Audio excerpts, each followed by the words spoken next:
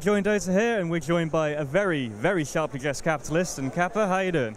I am doing fantastic. Honestly, this is my first LAN event. This is for my first LAN event casting, actually being at a casting gig. So this is pretty overwhelming for me. I mean, having this be your first LAN event casting is just kind of like, it's a bit of a start, man. It's a bit of a start, but I'm super psyched. I cannot wait to start casting.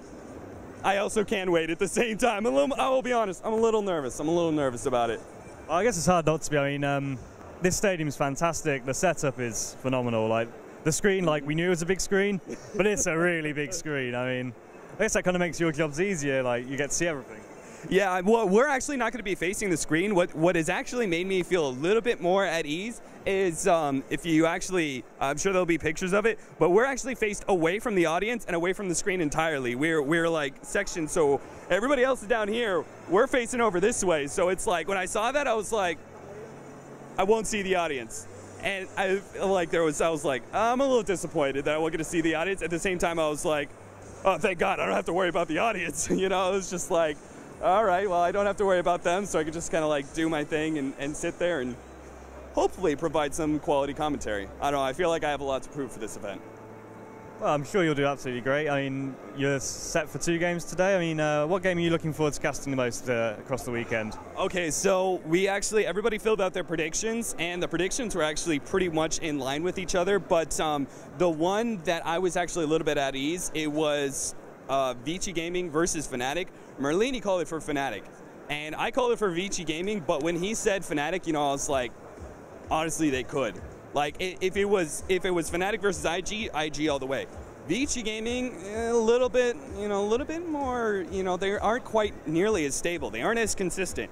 Fnatic could definitely hit them hard with something that is unexpected that Vici Gaming aren't really prepared for, even if they look at all the regulars, right? Oh, deal with the Tinker, deal with the Meepo.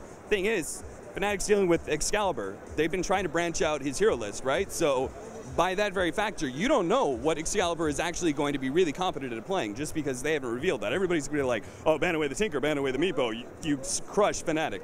But they've been working hard on like actually diversifying their hero pool. So, you know, just because you know that doesn't mean there's still not going to be able to surprise you.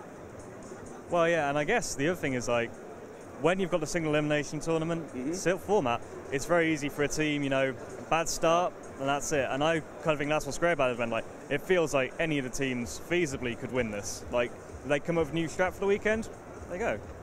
Yeah, absolutely. I mean, this is like basically this. I mean, we were talking about this before, right? A lot of the teams hate the single elimination format.